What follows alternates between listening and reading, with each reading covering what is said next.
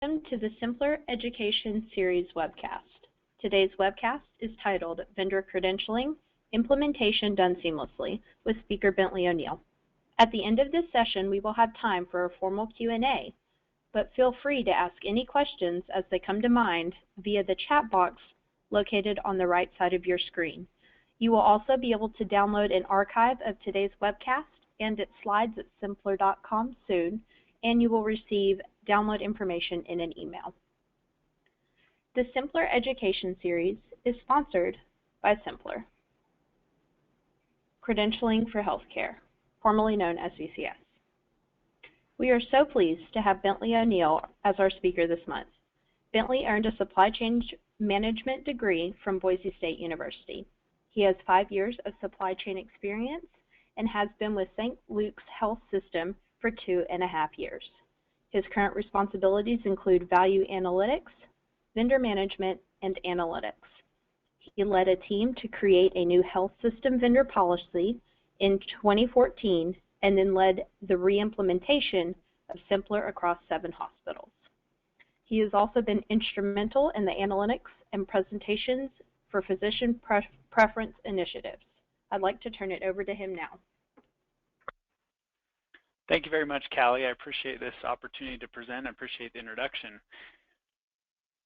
So vendor credentialing, implementation done seamlessly, kind of the title, implies that seamlessly is maybe synonymous with effortlessly, but I want to kind of set the record straight as a preface to this presentation that it didn't really mean that there was a lot involved, there was a lot of struggles, as the image on the right depicts. It means essentially that overall, the project had great success with the re-implementation, but we did have some issues, but there were very few. You could maybe give an alternate title to how to handle change management, because really that's what this implementation was change management. Now, the overall project required a significant amount of work, and we didn't get it all right. There were things we did right and things we did wrong that I would do differently, and I'm going to get into some of those lessons toward the end of the presentation. But going back to that illustration that's on the right, sometimes we forget the difficult pathway to success in some of the things that we do. We often see, and a lot of times we see this in like sports, is that we see somebody who now is making millions of dollars as a professional athlete, but we weren't really involved from their beginning when they were in middle school or high school sports and learning and trying to figure out how to do things. There was a lot of struggles on the way, and that's the way that most of the projects that I've encompassed are, is that success really has ups and downs, and when we're in the trenches we see that, but if we're not in the trenches we kind of don't understand that as well. It's easy for us to forget that. So I'd like to start off the presentation with a brief introduction of St. Luke's Health System, just so everyone kind of understands the perspective and, you know, what is St. Luke's and where are we? So St. Luke's is a nonprofit 7-hospital health system providing care to southern Idaho, eastern Oregon, and northern Nevada. We're a medium-sized IDN, but we're the largest employer in the state of Idaho with about 13,000 employees. And we have 866 licensed beds and over 300 clinics. And to put a cherry on top, we deliver around 7,400 babies a year. So I know that some of you that are listening in may be from larger organizations or smaller organizations, but the principles that we're going to talk about in here would hold true for really any implementation. And again, it goes back to change management. So in the chart on the right, you can see the relative size of the hospitals by bed. We have 3 main facilities, the Boise one at the bottom, Meridian on the right, and then Meridian on the left and Magic Valley on the right. And Boise is our flagship, our headquarters, and it's located obviously in Boise, Idaho. Meridian is a suburb of Boise connected at the hip, and then our other facility is in Twin Falls, which is what Magic Valley is, and it's 2 hours away. Now the remaining 4 hospitals, they're acute care facilities, so they have less than 25 beds. Now, when you look at the, if you pull out all the extra facilities that we have, clinics and other buildings, it's kind of easier sets the lay of the land of where really the hospitals are located, and there's 7 main hospitals. Oops. Before we dig into the details of the case study or the project, let's take a high-level look at the project overall and the kind of the timeline behind it. So we started a policy revision in March of 2013. And at that point, I took over the team, and well, I guess I took over the team at that point, but shortly after, I had to gather all the requirements to implement symplr. And with the help of Aubrey Merton from symplr, and I'm sure she had lots of other people helping her, we built out the new system, and we launched communication to the sales reps in January, and then we waited to launch internal communication until just after our go live in March of 2014. And then now I'm going to go over a quick overview of the project and timeline kind of as we dig deeper into some of the details. So the first outline again is that policy. Beginning with the policy, we started in March of 2013 and we finished in March of 2014 for the policy portion, and that really, some of you may be thinking that's a lot of time, and it really is. And for our particular system, there was a number of reasons. So the original project began with a policy revision and a look at expanding the use of symplr, or VCS at the time. The project had been passed around a few times to over-allocated coworkers, and I came in as an intern and then eventually was hired on as a full-time employee and then took over the project and led it from there on. And about March is when I took it. So the project really started before March, but I put it in the timeline here as that, just to give it some better reference. At the point when I took it over, the project didn't have much progress. And there was a number of reasons, as I indicated, for why that was the case. So our particular IDN was growing really fast. We were acquiring hospitals quickly, and each hospital had its own policies and procedures. We were growing so fast that the infrastructure didn't have time to catch up or allow for the acceptance of disparate policies. There was no standard for how to manage the suppliers. Now, each group was used to making their own decisions, so you kind of have siloed thinking, and it made it very difficult for those who wanted to make change to have a discussion and decide on one direction. So from supply chain standpoint, we wanted to create one health system policy that could be used and consistent throughout all of our facilities. And it may surprise you that this policy, the policy for vendors, and the subsequent implementation of symplr is still one of very few system policies that our health system has. And one of the biggest challenges in creating the policy, in addition to the really large timeline, was defining a vendor or a sales rep or drug rep, or, well, you understand there's a lot of different names that we call them by. Ultimately, we settled on the classification of HCIR, or Healthcare Industry Representative. And some of our facilities actually call them hookers for short, which I'm sure some of you can sympathize with, but I'm just going to read briefly that description. A person representing or promoting products or pharmaceuticals to be used by or sold to St. Luke's. It does not apply to outside contractors working under the authority of the IT, project management, building services, or construction departments, or consultants retained for specific purposes, or independent contractors vetted through HR, employee health and wellness, or accreditation departments. Other exceptions to the policy should be presented to the supply chain representative or designee. So the definition is a little bit, it's vague. It's inclusive and exclusive. It's direct and vague at the same time. And it was difficult because as you look at what a sales rep is, you want to make sure you encompass all of them, but sometimes it's difficult to not encompass them, but encompass them. And really the issue comes down to what are the many different types of non-employed people that come through our doors, and it's difficult to include and exclude those right people. And further, we, meaning supply chain, we didn't want to take on more groups or responsibilities than we have to. You know, all of us are, I'm sure, very busy, and it's difficult to manage some of those relationships and to take on new areas of responsibility if we don't have to. So we still get frequent questions of, is this person who works for XYZ company considered an HCIR?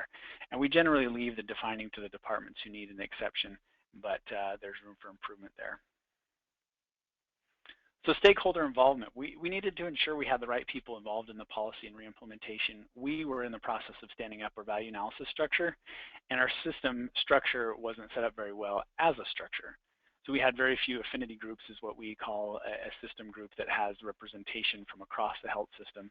So we didn't really have many of those set up. So it was very difficult to get consensus or get leadership involved across the system that was representative of each campus. So we had to get multiple people from multiple campuses involved that were essentially doing the same thing, just for different campuses in that siloed model, and get them all involved. We did have strong representation from our surgical services department, and we heavily involved distribution managers, and really distribution is the only system-wide group that we have in our health system that's run through supply chain, obviously. Now, an integral part we needed to consider was the involvement of our IT department, building services, or interior design, and then our clinics. And I'll dig a little deeper into that on the next slide as I discuss requirement gathering. So we move from policy start into requirement gathering. And at this time of the project, the only group within our health system that was performing vendor credentialing was our surgical services department. They had been using symplr since 2008, but only in the perioperative setting. The infrastructure was weak, and it didn't encompass all the perioperative areas or even the campuses that were involved in surgery. The stakeholders involved, they wanted to expand vendor credentialing, but we needed to first look at whether we should even continue with symplr, VCS at the time, or move to one of the competitors, RepTrax or VendorMate. Now, our competitor hospital located in the area, there's really only one, and they are St. Alphonsus, which is part of Trinity Health, headquartered in Michigan, and they use RepTrax, a very large health system. And it would have been an appropriate time if we had decided that to change at that point, very easy to do, but ultimately we decided to continue with symplr, and the primary reason was because the people involved thought it would be easier to expand and not have to learn a new program. Now, I'm sure there's other reasons, but I couldn't find any documented, or I can't remember any specific reasons. The next requirement, oops, went backward. There we go. The next requirement we needed to gather was who to include in the administrator group. Now, this is the group of people that have a symplr login. And the biggest concern with this group is everyone, as you all know, you have 15 or more usernames and passwords to remember, and you have to change them every 3 months, and they can't be the same, and they can't be repetitive, and a whole big mess that comes with that. Not to mention, they have to learn the actual application. Now, symplr as a program is simple, but if you are not in it frequently, many features and functions, you kind of lose them on your memory. So we didn't want to create extra work for our staff, and thus we limited that list of administrators to those who are going to provide a red light override. And you're probably wondering, what about the DART appointment contacts? Shouldn't they have a login? For those of you who aren't familiar with what DART is, it stands for Direct Appointment Request Tool, or essentially the appointment system in symplr. We opted for an alternative solution, and we wanted to put the onus of DART, of setting appointments, onto those sales reps, those HCIRs. So we leave it up to those HCIRs to schedule the appointments, and they communicate to the staff, and we kind of make sure the staff understands, hey, have your emails, have your conversation on the phone, whatever you need to do, and confirm the appointment, and then say at the end, or say sometime in there, now send me a DART appointment and I will accept it. So this eliminates the need to have a large amount of people registered in symplr who all have to remember their password, or more likely forget their password and forget how to set up appointments. And then that frees up my administration time, which translates essentially into my time. And this limited our administrator group to mostly the OR staff, who are typically the ones that perform override more frequently. Most of our sites elected to activate that DART feature. In order to set this up, I had our distribution sites compile a list of the appropriate contact people to an already specified list of departments. So I gave them a list of departments and said, give me the contact name of this person. I also asked them to provide if there were any other departments that I missed that fit into their campus that they could update that. So in the end, we had a pretty robust grouping of departments. Since our go live, there have been a number of changes to make that the list kind of has grown. And one of the challenges we faced with this requirement was, again, going back to our growth speed, no one really knows who reports to who in an easy to get to format. Much of how things operate in our facility is kind of tribal based. So-and-so does this and they do it this way, but they don't know why they do it. And if you ask them, they couldn't tell you unless they were the one that came up with the idea. But essentially, the information to get to the right people wasn't very easily defined or very easy to come by. So we had to finalize our policies to allow all the reps to become compliant with the policies. And then we had the initial HCIR policy. We had several parking policies for some of the campuses. And then after our go live, we had 2 of our ORs instigate a implant set procedure specific to their site for how they're going to deal with implant sets. And that we have since loaded those into symplr, and they're now part of those credential requirements for those campuses. Now, do we include clinics? So St. Luke's owns and operates over 300 clinics. symplr offers a lot of benefits to those clinics in the form of being able to track who comes in and out of the clinic, if the rep's spending money on those, to solicit the clinic, and also allows the clinic to restrict who comes on site by requiring those pre-approved appointments. Now, a big challenge faced with the decision to include or exclude the clinics is that there are a number of clinics directly attached physically to some of our hospitals. So some of those clinics are connected by a series of similar clinics. So for instance, we have a clinic series called Mountain States Tumor Institute, which is a series of cancer-related clinics. They're spread out through all of our location areas. In some locations, they're connected to the hospital. In other locations, they're a standalone clinic with a standalone building. So how do we handle those in symplr? We have essentially 300 new locations listed in symplr. And so there's a lot of questions around that. And similarly, how do we handle clinics that are in, there's 5 or 6 clinics in one building? Do we put one kiosk in the lobby, or how do we handle that? Ultimately, we decided to add all the clinics directly attached to the hospital at our go live, and the remaining clinics we would add on a phase 2 rollout that we still have not determined a plan for. So from this map, you can see when you take away those locations that it really makes the project a lot more simple when you're just talking about 7 main hospitals. And then we also have 2 orthopedic surgery centers located in Boise. So kiosks or check-in location questions. Should we have automated terminals, manned terminals, or a combination of both? We opted to go with both. And the reason for a manned terminal, just to kind of set the preface, is that there's some locations that they're smaller. Their traffic is kind of funneled through typically one entry point. And at that entry point, there's someone there during hours of operation or any time a vendor would come. And so there's somebody there to monitor that piece. symplr was added, kind of an added function of that already existing person's job. And for the unmanned terminals, we wanted to ensure that it wouldn't, well, we determined that it wouldn't make any sense to have a full-time person handle vendor credentialing at a site level for those 3 main campuses. There wasn't enough to do for that to be a job, and there wasn't anyone really to take over that responsibility. And those were our Boise, Meridian, and Magic Valley locations.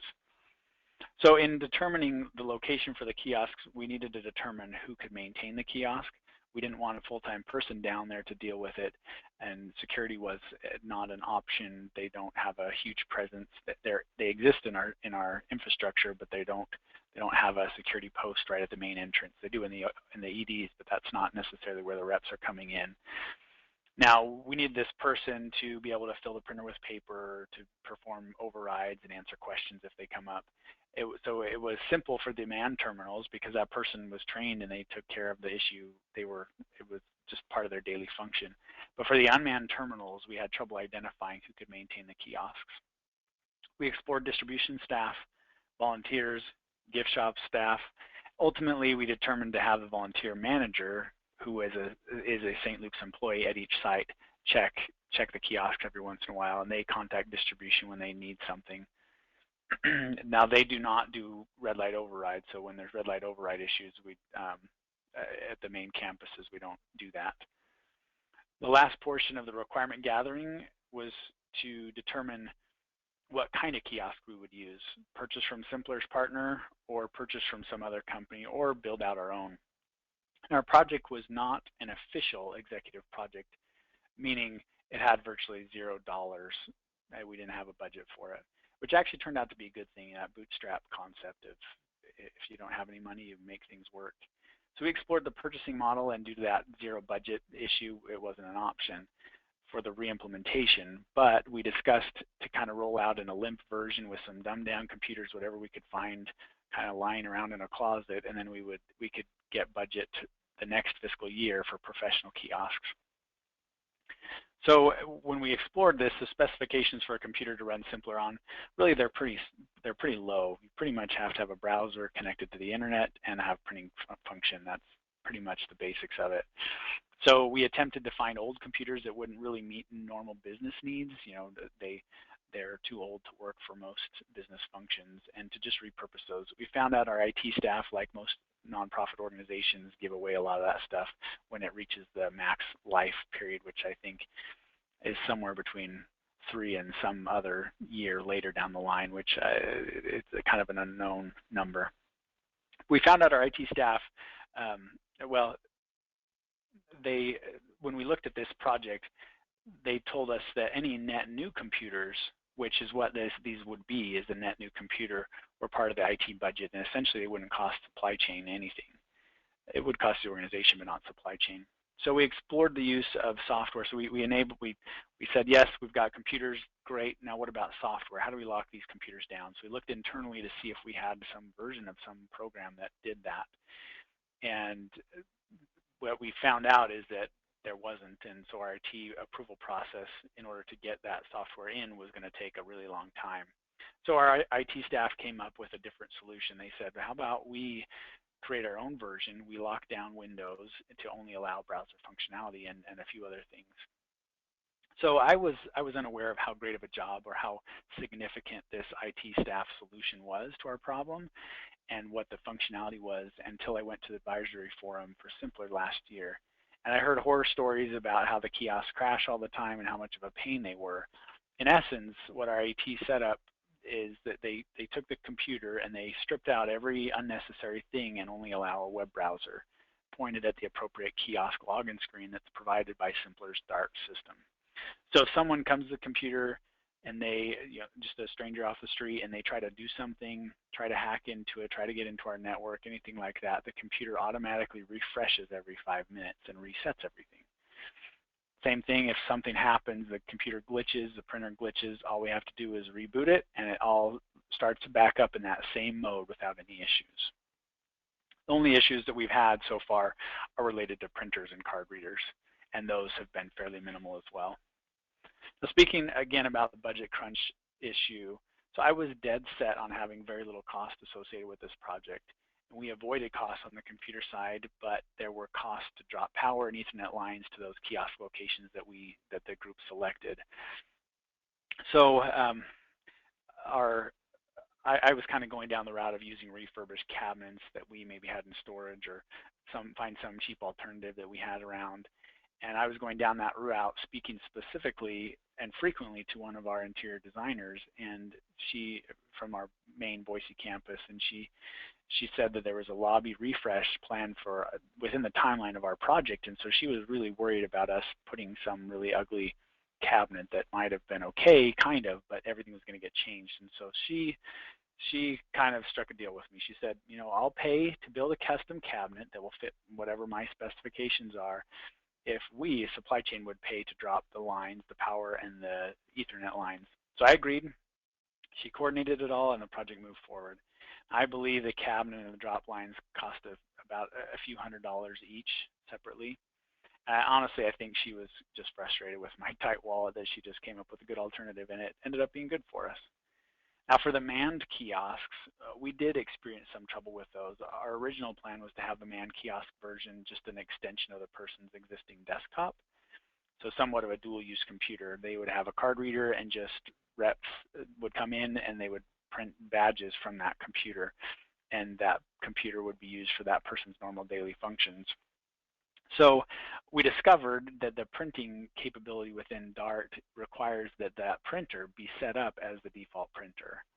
And it would be very aggravating to that staff member who prints a VCS badge or symplr badge for a sales rep once in a couple times a week, maybe once a week, but they print to a regular printer many times a week, and so if you change that default, they're always constantly having to go in and select which printer they're going to use.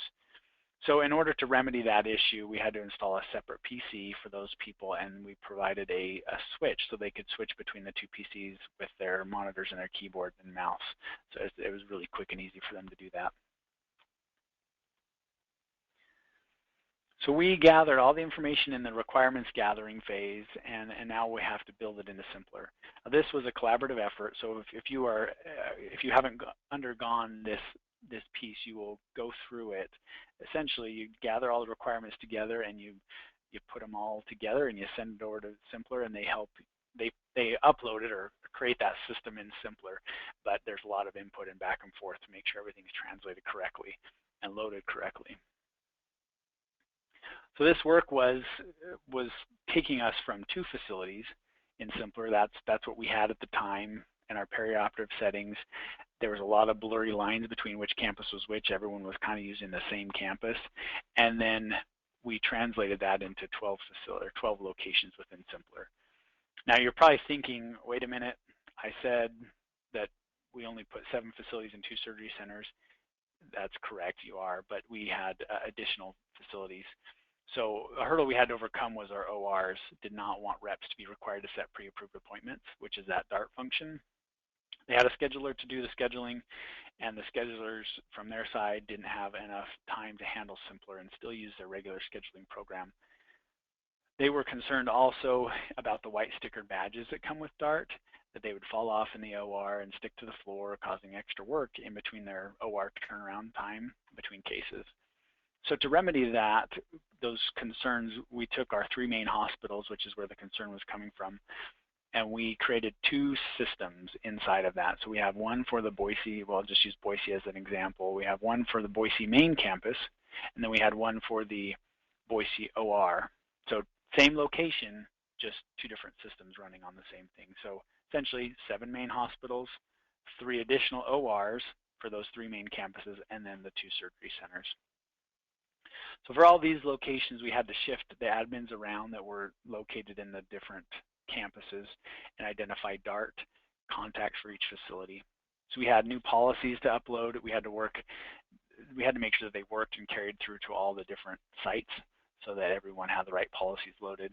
And one issue we dealt with a lot going live, and we still deal with once in a while, is if an OR rep, because of this OR main campus setup issue, if an OR rep only selects the main campus in their territory and they have a green light in there, meaning they've done all their credentialing, they've signed the acknowledged policies, they attempt to log in at the OR kiosk, it won't work. Their credentials don't get pulled through, and they get a red light, which is rightfully so. They haven't selected the right campus. So they have to go back into their profile and select the correct location. So that's a little heartburn that we deal with because of this choice that our ORs made. Now, since our go live, 2 of the facilities, our main facility has decided to stick with the same process with those 2 setups, but our other 2 facilities who have ORs decided to change back to 1 location. And they decided to have 1 symplr location for their campus, and they integrated the use of Dart's filter to allow reps who frequent their facility. So if you have a rep that comes in all the time, you can put them on a filter list, and so that they don't have to have those pre-approved appointments. And so those are for people they have a really good relationship with. They come in all the time, and they're okay with them coming whenever they need to, especially related to after hours. So you don't have to worry about that after hours emergency case. And that has been working very well for them. And so that leaves us now with 12 active symplr facilities. Next, the next piece was the communication, both external and internal.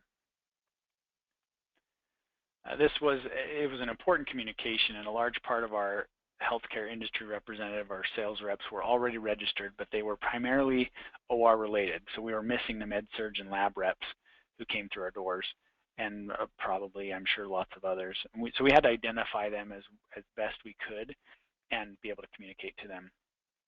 Now, we, as our health system, did not have a central list of suppliers anywhere in the hospital. Now, of course, we could get to an AP file, or in Lawson, it would show us some comments and some people, some contacts, but those are primarily for, obviously, AP is who we're writing a check to. And then from the purchasing side in Lawson, it's related to who the person is we buy from. It is not, in most cases, the sales rep that that's going to come to our hospital and meet with our clinicians. And so we didn't have a list. So we tried to compile as best list we could from different people's email groups and as many items as we could, and we sent out some blanket group email communication. Now that communication came out 60 days before our go live, and we wanted to keep it very simple. We wanted to follow the principles of KISS, keep it simple, stupid. We clearly identified what was happening in that communication and when. We gave them, the reps, that deadline, that 60-day deadline for compliance, and explained that starting on that go live date, they would receive a red light if they were not registered and compliant. Along with our original communication, we sent a list of frequently asked questions that address the who, what, when, where, how, and why. We also conducted a Q&A webinar to allow those reps to call in and ask questions. So in those webinars, I think we had maybe somewhere less than 30 suppliers participated in that. And the last piece of that external communication was an additional policy in their profiles that listed out how each site worked within symplr. Some sites have unique nuances. You know, where's the kiosk located? Does this place require appointments? How do I make appointments? So we wanted to include that in their profiles so that we could always refer to it, and the reps could refer to it for how they needed to act. And so we do refer to it very frequently when issues come up and reps aren't quite sure what to do. We just point them to that document and say, it's in your profile, go read it, and it'll tell you exactly what you need to do for that site you want to visit. So I want to point out that our go live was before the internal communication, and we did that on purpose. We wanted them to be within a few days of each other so that the communication wasn't lost on deaf ears, so that if some rep was going to set an appointment, it would happen within a very short amount of time that they have received that communication from supply chain that there was these big changes. And we wanted it to be active before the general population knew about it. So for the external communication, we did conduct our department contact webinar. So those department contacts are the end user. Those are the people that are going to receive the DART appointments. We conducted 3 sessions on 3 different days and times to allow them to attend it. We explained that what was going to happen with the new symplr and what DART appointments would look like from their perspective as the clinician or the St. Luke's employee, and what it looked like from the sales rep's perspective so they could understand how that communication piece worked back and forth. We sent out a physician letter that was very simple, that was shorter than the all-staff email that I'll mention here, but it identified the who, what, when, where, how, and why, and this letter was endorsed by our VP of Supply Chain, who is also a physician. Now for our all-staff email, we wanted to, again, keep it very simple. It was 1 page and had no attachments. We wanted to keep attachments off because the tendency for people, unless they really have to open the attachment, is that they won't, especially for busy higher up people. The higher up you get in the organization, the less attachments you open. And we framed it in the how does it affect me manner. So essentially we said, what is happening, your role in the change, the supplier's role, and then we provided a few all-staff question and answer webinars. We sent this out via an all-staff email so that everyone had it. There was no question of that. And then we put it in something that's called the weekly, which is essentially, it's a newsletter that gets sent out once a week, and it's only people that don't have anything better to do are the ones that read it. So we understood it wouldn't really be, that wasn't our primary communication source. We also wanted to provide a self-help site for our staff to go to. So we put the information about the changes posted the question and answer webinars. We posted a link to the policy. We provided the links to the symplr site. We provided contacts for symplr's people, and as well our own internal people that were responsible for symplr at each of the sites. And that was an internal website that our staff could go to, located within our supply chain site, so that they could get to it whenever they needed to, and they do get to it very frequently. So that pretty much concludes the project of it. Now getting into the lessons learned, kind of what would we do differently? So I'm going to go through these fairly quickly because they're not very dynamic of lessons learned, but essentially plan, plan, plan. You can never go wrong with a little more planning and really stick to that plan. Sometimes what I've learned is scheduling a weekly meeting ensures that the progress of the project continues, even if it puts a little bit of pressure on yourself or on the team members involved, but it ensures that deliverables, or if you have action items, that they get delivered on. If you conduct that weekly meeting, it'll make that a priority, as opposed to saying, well, I'll plan the next meeting after I get my action items done. That tends to delay the project significantly. So if you can keep planning down, or keep planning in the forefront of your mind, it really helps. The next one is involve IT early. We could have done a better job at this. We had a few go-live delays that were related to IT's involvement. And even though they were involved fairly early on, it wasn't necessarily the right people that we had involved with that group. Once we had the right people, the solutions came really quickly and they were able to implement and deliver really fast. The next one is policy is key. Without that governing policy, the compliance is very difficult. If employees don't have some standard to hold, it is difficult for them to manage that credentialing piece that is needed. And those employees really rely on that. I've come to realize that whenever a question comes up with a supplier, the first thing they go to is that policy. If it's not spelled out in that policy, then the question comes back to me of what do I do in this situation. And so there's a number of those that have come up that we've had to look at. The definition of HCIR.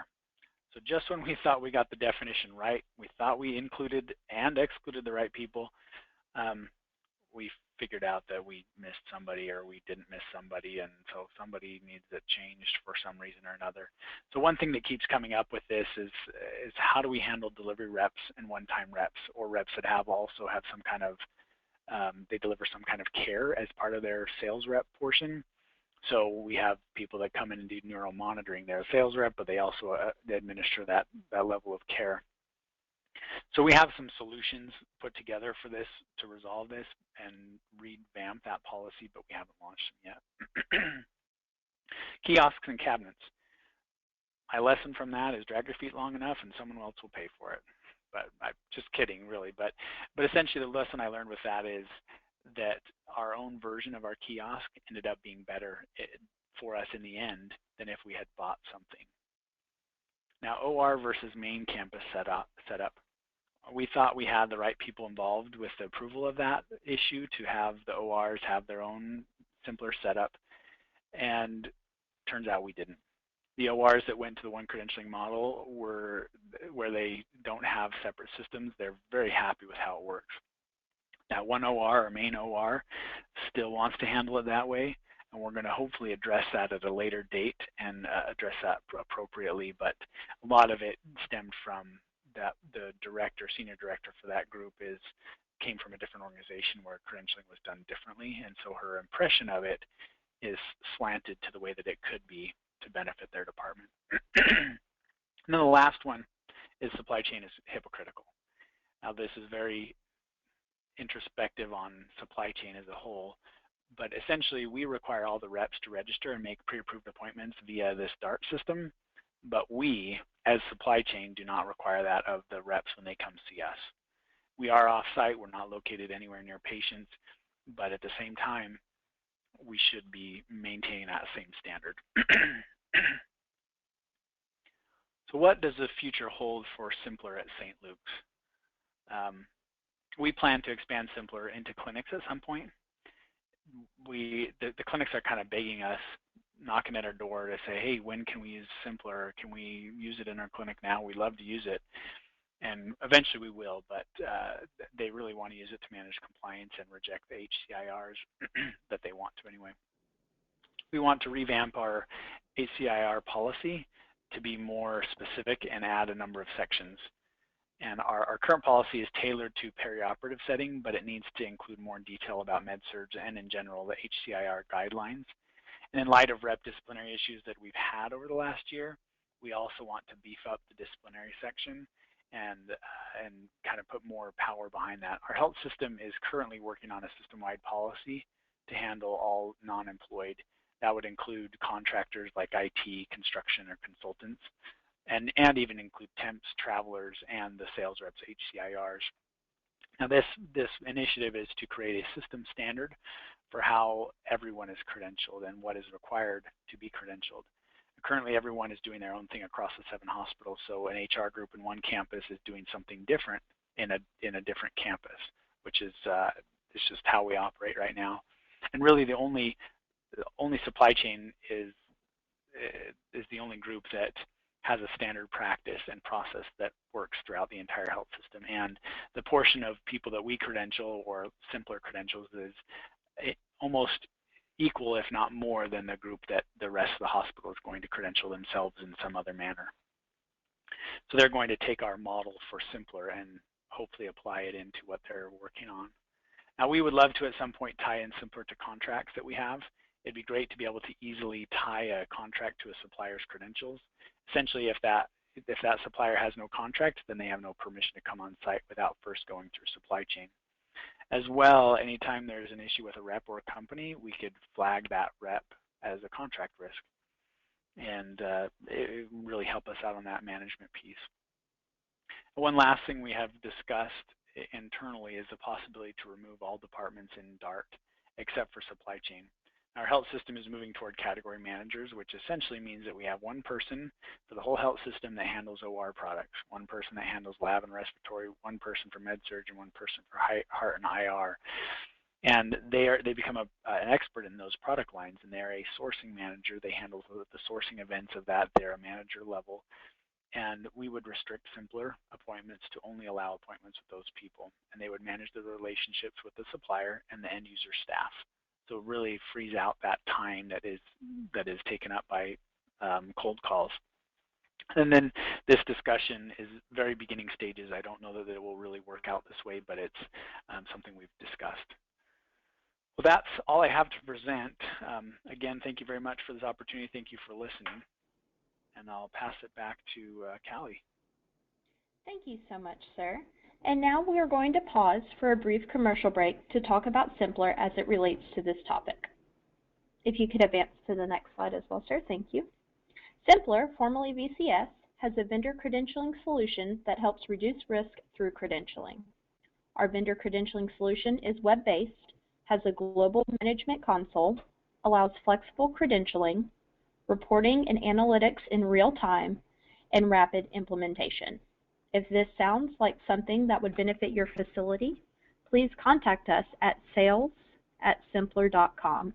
That's sales@symplr.com.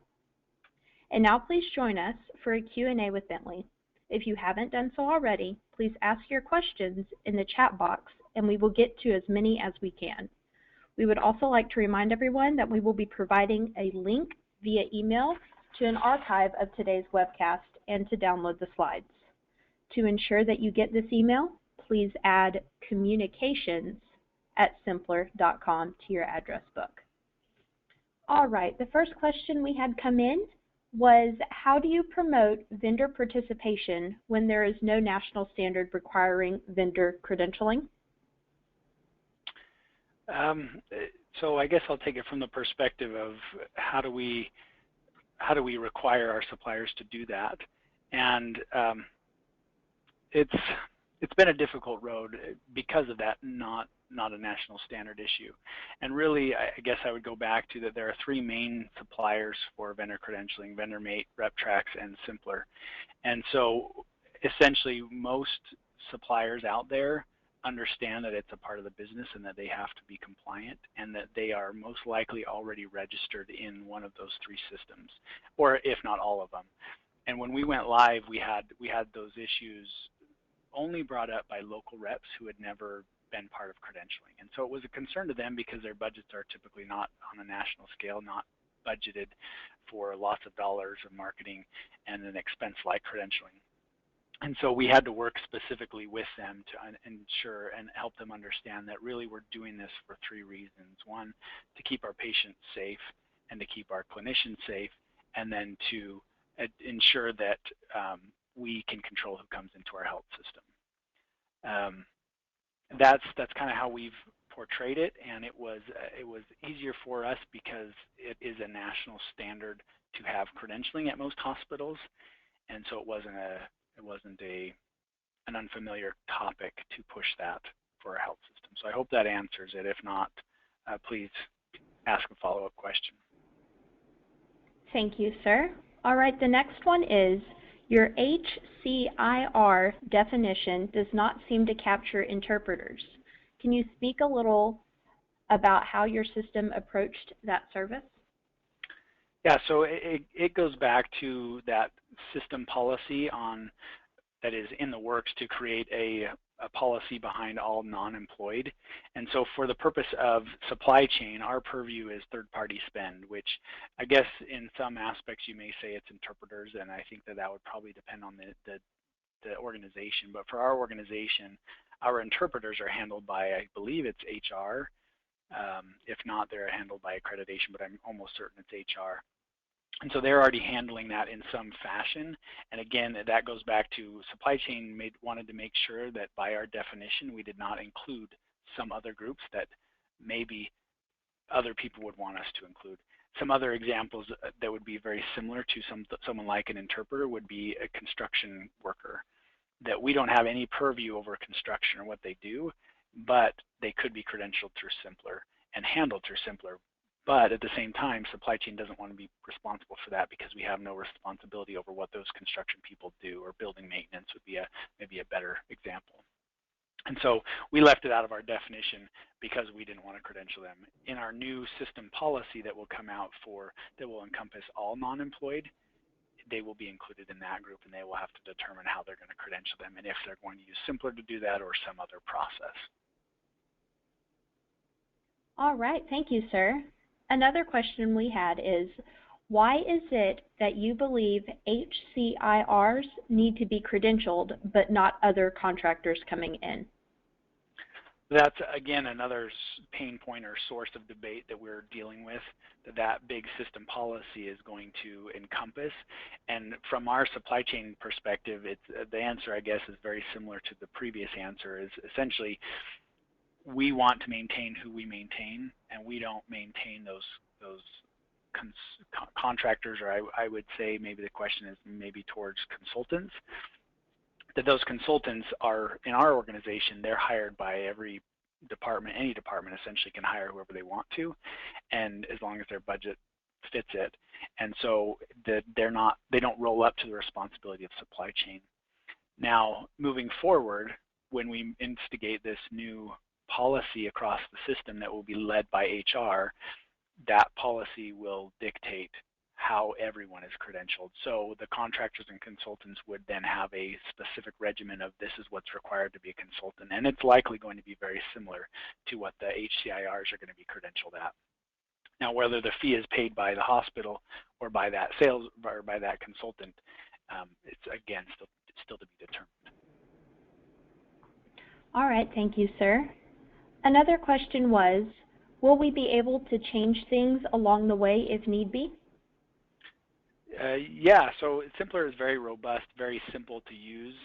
There's a lot of functionality and changes that can occur within the administrator portal that a hospital administrator has, or the end user, myself, is one of those. So the person asking the question, if this is a question of yours, whoever your site administrator is for symplr would have a lot of capability to make a lot of the changes, and then anything that they can't do, they can pass up to their customer service, I don't know their exact title, but their customer service support person from symplr that would handle any other changes. So an example of the changes that we can make, I can create new kiosks or kiosk locations. I can add contacts, I can add departments, I can remove departments. The only thing that I can't do is add an entirely new location without the help of symplr. They would have to handle that piece. Thank you, sir. Another one is, how long did your implementation take?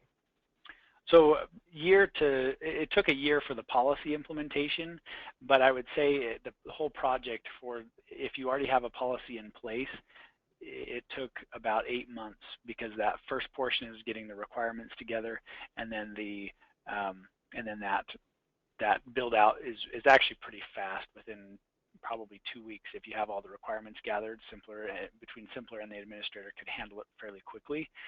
And then the communication drafting. Now, on an accelerated scale, this wasn't the only thing I was doing for most of that project timeline. There was about a month and a half where symplr was taking up about 80% of my time. And so I would say if you're going to be implementing or re-implementing, that planning somebody to be responsible for, if you want to get it done quickly, if you could devote somebody's time for 80 to 90 and even greater % of their time to this symplr re-implementation for about 3 months, you would be set to go. All right, thank you, sir. And how all did you notify your reps of this change?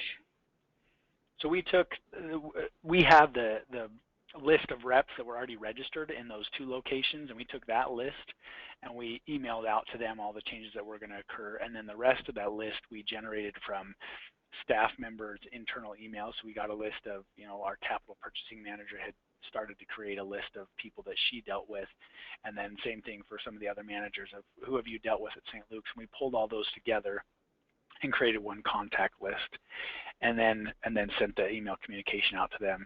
And what ended up happening is most sales reps in the sales rep world, they talk to each other very frequently. And so if you miss somebody on a communication, chances are somebody else that person knows heard the communication as well, and they said, hey, did you hear about this? St. Luke's is re-implementing symplr, and everyone's got to be registered now. And they kind of get the buzz, ear to the ground kind of mass communication piece that helped with that. All right, thank you, sir. I believe that's all the time we have for questions today. Is there anything you would like to say in closing to our audience? Thank you for this opportunity. If you have further questions, please feel free to email me or call me. I'd be happy to discuss it with you and help you work through some of the challenges that you might be facing with your implementation. All right, thank you, sir, and thank you all for joining us today. A recording of this webcast will be archived at symplr.com soon, and we will also email you a link to the archive within a couple of days. Make sure you add communications@symplr.com to your address book to receive it. If you have any further questions, please contact Bentley, or you can contact us at communications@symplr.com, and we will get your questions answered. Thank you, and see you next time.